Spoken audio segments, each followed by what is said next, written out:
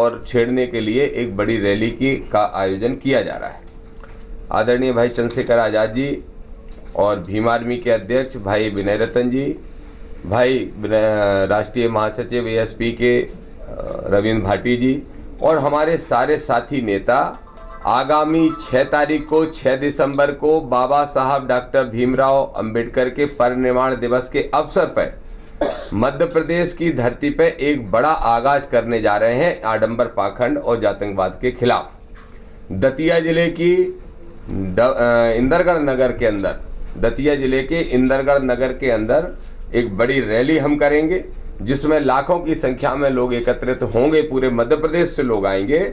और उस दिन हम इस सरकार को चेतावनी दे के ये कहेंगे कि चाहे धीरेन्द्र शास्त्री की गैर संवैधानिक यात्राएं हों, चाहे ये मिश्रा जो है कि प्रदीप मिश्रा जो संविधान को खत्म करने की बात करते हों, चाहे वो रामभद्राचार्य जो महिलाओं के खिलाफ अभद्र टिप्पणी करते हुए कह रहे हैं कि वंडरफुल इंस्ट्रूमेंट फॉर एंजॉयमेंट, ये वाइफ का फुल फॉर्म है।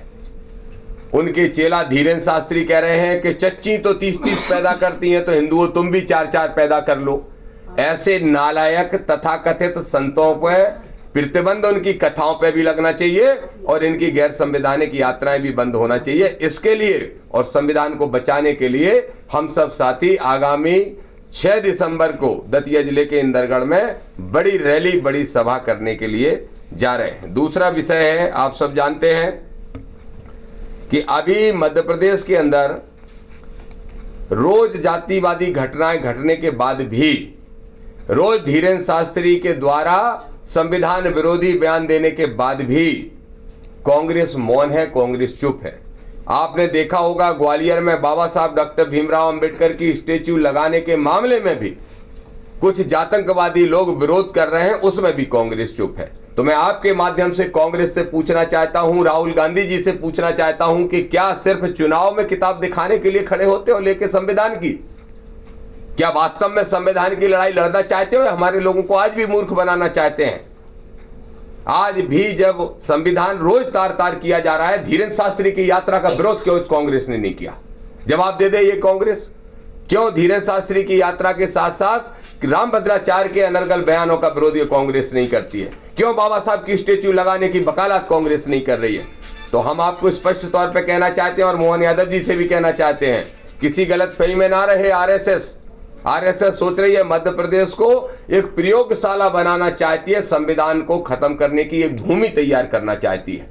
लेकिन दामोदर यादव जिंदा है, हमारा एक साथी जिंदा है, हमारे भाई चंद्रशेखर आजाद और एक आजाद समाज पार्टी, भीम आर्मी का साथी, हमारे ओबीसी संगठन के साथी, दलित पिछड़ा समाज संगठन के साथी, सब लड़ाई लड़ेंगे, पर बाबा साहब के द्वारा लिखे हुए संविधान को, पवित्र ग्रंथ को आंच नहीं आने देंगे। यही बताने के लिए आज आप सबके बीच में मैं पहुंचा हूं। आप सबको बहुत बहुत धन्यवाद। भाई साहब, संतोष वर्मा के बयान को आप कैसे देखते हैं? देखिए, मैं ऐसा मानता हूं कि संतोष वर्मा ने, IAS ने जो बयान दिया है, मैं ये मानता हूं कि उनके मुंह से निकले हुए शब्द गलत है, मैं ये मानता हूं। और मैं ये भी मानता हूं कि शादी विवाह बहुत निजी विषय होता है किसी के भी जीवन में। अगर संतोष वर्मा ये कहना चाहते थे कि रोटी के साथ बेटी का व्यवहार ही हो तब समरसता आएगी, तो मैं सहमत हूं। लेकिन जिस तरीके के शब्द उनके मुंह से निकले, उनको कहीं ना कहीं महिलाओं के अपमान से और एक जाति विशेष के अपमान से जोड़ा गया है, उससे मैं सहमत नहीं हूं। लेकिन फिर भी मैं कहूंगा कि संतोष वर्मा ने अगर क्षमा मांग ली, खेद प्रकट कर दिया, तो मामले को खत्म कर देना चाहिए। नहीं तो इस तरह के मामले एक दिन जाके समाज में वर्ग संघर्ष की स्थिति को पैदा करते हैं। तो मेरी सलाह है सभी संविधानवादी साथियों से कि अब इस मामले को समाप्त कर दें। और मैं संतोष वर्मा को भी कहूंगा कि तत्काल प्रभाव से अपने शब्दों के लिए सार्वजनिक रूप से पूरी मीडिया को बुला के क्षमा मांगने का काम करें।